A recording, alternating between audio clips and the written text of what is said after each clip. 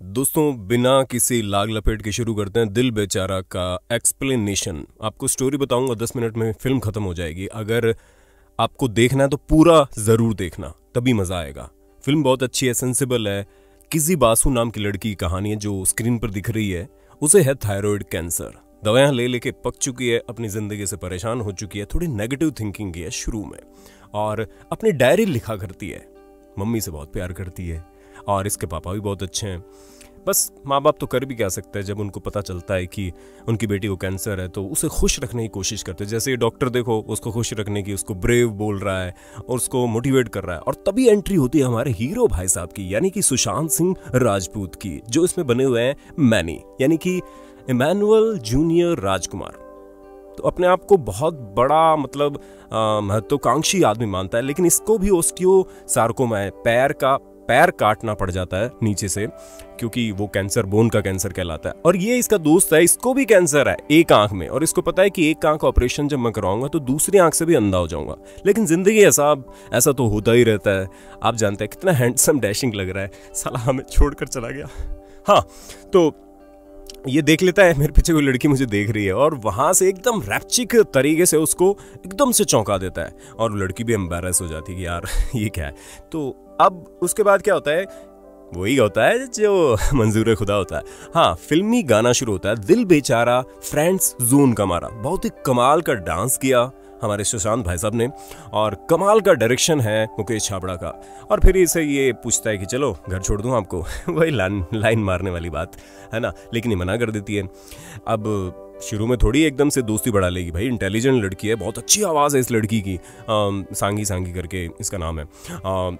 वो आप देख लेना गूगल पे, चलो कोई बात नहीं। और ये डायरी लिखती है कि उसे ऐसा लड़का मिला है, उससे मिलना नहीं चाहती। और ये इनका वो दिखाई दे रहा है, जो कैंसर पेशेंट का एक सेशन होता है कि वो खुश हैं कि नहीं हैं, बीमारी से लड़ रहे हैं। इनका दोस्त, उसकी भी एक गर्लफ्रेंड है, जो इनका भी एक थीम है, हमेशा हमेशा हमेशा प्यार करेंगे, हमेशा हमेशा। ये फिर आ जाता है लिफ्ट मांगने के लिए, देने के लिए।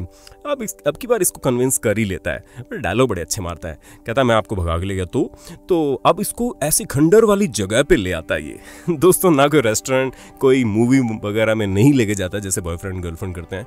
इन दोनों की अलग ही दुनिया है। तो ये चाहता है, इसके मन में कोई पाप नहीं है, ये खुश रहना चाहता है, खुश दिखाना चाहता है कि जब तक जिंदगी है उसे अच्छे से जी लो। ये लड़की इसे समझ नहीं पाती, और शुरू में नहीं समझ पाती, बाद में तो समझ लेती है। तो ये बार बार फ्लर्ट करता रहता है। तो दोस्ती पक्की कह दो ना, अभी नहीं तो कभी नहीं। अब इस लड़की को शौक होता है कि जब कोई मर जाता तो चर्च में जाके ये वहाँ पे उन लोगों से ऐसे सोचती है कि उनका दुख दर्द बांट सकूँ, तो उनको प्यार की झप्पी दे दूँ। वहाँ भी ये मजाक करना नहीं छोड़ता है, उसको बोलता है मेरे को भी दे दे झप्पी।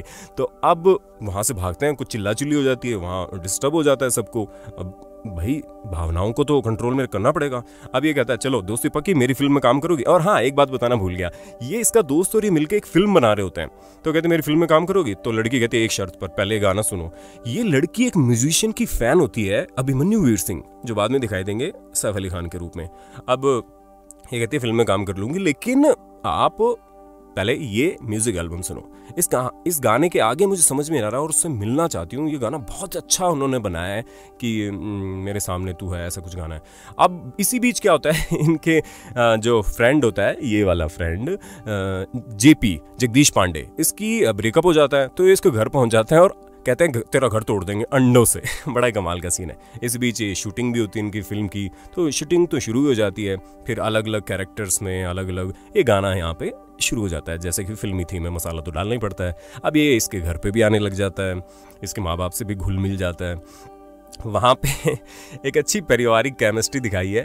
और ये जो सीन है ये इसके वहीं कैंसर सेशन का है कि यार मैं तो पागल हो गया वो म्यूजिशियन का गाना सुन के, चलो इससे मिलते हैं। ये गाना का एंड क्या है, ये भी पागल हो जाता है। शायद ये शो करता है अपने प्यार को पाने के लिए।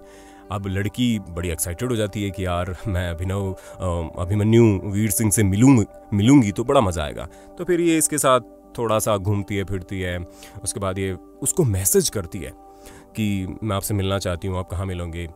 तो उससे पहले ये मैसेज वो सुशांत कर चुका होता है मैनी के रूप में। तो अब वो जब अपने परिवार के साथ बैठी होती है तो और इसी बीच अपनी डायरी लिखते लिखते पीछे से वर्ड आती है, कैंसर किसी को हंसी खुशी से देख नहीं सकता और इसको अचानक से थायराइड का अटैक पड़ जाता है। तो ये इसको मैनी को नहीं बताती है, ये चाहती है कि मेरी प्रॉब्लम है मैं ही सहूंगी, उसको क्यों सफ़र करूं। लेकिन बाद में पापा के कहने पर उसको उसका फ़ोन उठा लेती है और ये इससे मिलने आता है, थोड़ी इमोशनल सीन हो जाता है। और फिर ये कहता है भाई अब उससे मिलना है तो मिलना है, ठीक है, पेरिस में है वो। उसका भी मैसेज आ जाता है अभिमन्यु वीर सिंह का पीछे से वहाँ से कि मैं पेरिस में हूँ, कभी पेरिस आओ तो मिलना। फिर इसके पापा, इस लड़की के पापा इसको कहते हैं बियर पियोगे, तो फिर ये दोनों बियर पीते हैं और वो कहते हैं तुम क्यों, मतलब ये बहुत बुरी कंडीशन है, कैंसर कितना बुरा होता है तुम्हें पता, कुछ भी हो सकता है। तो वो कहता है नहीं, हम इसके सपने पूरा करेंगे तो मुझे मज़ा आएगा। वो अपनी कहानी बताता है, दोनों इमोशनल होते हैं, रोते हैं, मेरे भी आंसू आ गए थे। फिर ये अपनी मम्मी को मना लेते हैं डॉक्टर के कहने पर कि चलो मम्मी को भी साथ ले जाओ। तो वहाँ ये पेरिस जाते हैं, पेरिस में घूमते हैं, अपनी ज़िंदगी जीते हैं। और फिर मुलाकात होती है सैफ अली खान यानी कि वो म्यूजिशियन जिससे वो बहुत मतलब उससे इंस्पायर है। फिर यहाँ से पूछते हैं, इसका बिहेवियर बड़ा ही मतलब अनप्रिडिक्टेबल होता है, ये बात में मजाक ये डायलॉग मारता है, मेरे पापा ने मेरी मम्मी को मार दिया था, और हंसने लग जाता है कि नहीं वो जिंदा है। तो इस तरह के डायलॉग हैं, बड़े ही कमाल के हैं। लेकिन लास्ट में सीरियस होके बोलता है कि तुम सब मरे हुए हो, पहले जीना तो सीख लो, जब तक जिंदगी में हो तब तक हंसना सीख लो। और दोस्तों यही तो है जिंदगी। ये एक लाइन में वो सारी बुक का सार दे देता है, इस फिल्म का सार दे देता है कि जीना सीख लो, हंसना सीख लो, मरने के बाद क्या तुम देखने आओगे। इसी बीच ये प्यार का इजहार कर देती है और यहाँ ये भी उसको बताता है कि मैंने पेट स्कैन दोबारा करवाया तो मेरा कैंसर बढ़ चुका है और मैं अब ज़्यादा दिन तक जी नहीं पाऊंगा। ये बड़ा इमोशनल सीन था, मेरे खुद के आंसू आ गए थे इसमें। लेकिन दोस्तों कैंसर बीमारी ऐसी है, जब ये अपनी भयावहता में आती है तो अच्छों को ले जाती है। लेकिन फिर भी इंसान जब तक है हमारे हौसले से ज़िंदा है, हम एक दूसरे के हौसले से, प्यार मोहब्बत से ज़िंदा होते हैं। जैसे कि ये सीन, वापस पेरिस से आते हैं ये लोग और उसके बाद फिर ये वापस से हंसी खुशी रहना चालू करते हैं। लेकिन इसी बीच वो गम जो शुरू में होता है ना कि पता चला है कि वो ज़्यादा दिन जीवित नहीं रहेगा, तो बहुत रोती है। उसके पापा उसको समझाते हैं, परिवार वाले समझाते हैं। उधर उस लड़के के माँ बाप पे क्या गुजरती है जब एक अपने हाथ में खेलता हुआ बच्चा कम उम्र में जब चला जाता है। मेरे परिवार में भी ऐसा हादसा हुआ है, अचानक उस लड़की की याद आ गई, वो तो हंसता खेलता हुआ, उसको कैंसर भी नहीं था, वो ऐसे चला गया साइलेंट अटैक से। लेकिन ये जीवन है, इसको रोका नहीं जा सकता और जीवन रुकता भी नहीं है, ये निरंतर चलता रहता है लेकिन फिर भी हमारे इमोशन हमें इस कदर बहा देते हैं उस रिदम में, अब कुछ कर नहीं सकते। लेकिन इसी बीच इन दोनों की फिर वो फिल्म को जो शूटिंग होती है वो वापस शुरू हो जाती है, उनमें मरने का सीन। ये मतलब रजनीकांत का बड़ा तगड़ा वाला फ़ैन होता है, तो मैं कहता है कि हीरोइन के लिए वो करना चाहता हूँ और ऐसी फिल्म बनाऊंगा, मतलब ऑस्कर विनिंग फिल्म बनाऊंगा। और उसकी माँ भी बड़ी हेल्प करती है, उससे पापा से एक्टिंग नहीं हो रही तो वो करवाती है। और इसी बीच सुशांत को यानी कि मैनी बने हुए इमैनुअल राजकुमार जूनियर को अटैक आ जाता है थोड़ा सा, और वो बहुत ही विभत्स सीन, ऐसा दुखदाई सीन कि मेरे पापा को फ़ोन मत करना प्लीज़, वो मुझे मरता हुआ नहीं देख पाएंगे। लेकिन दोस्तों मेरे से भी नहीं बोला जा रहा, आंखों में आंसू आ रहे हैं, लेकिन क्या करूं, आपके लिए बस एक मेरी भी भावना है, इसको सच्ची श्रद्धांजलि है।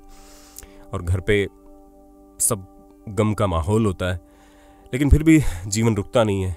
उधर उसका भी ऑपरेशन हो जाता है, वो अंधा हो जाता है। इसी बीच उसको आइडिया आता है कि एक चर्च में आओ और मरने के बाद मैं थोड़ी देखने आऊँगा मेरे बारे में आप क्या कह रहे हो। तो एक वो डेमो बनाते हैं कि मतलब उसका दोस्त जेपी और इसकी माशूका जो है किजी बासु, इसके लिए क्या बोलेंगे चर्च में कि वो कैसा था, किस तरह का था।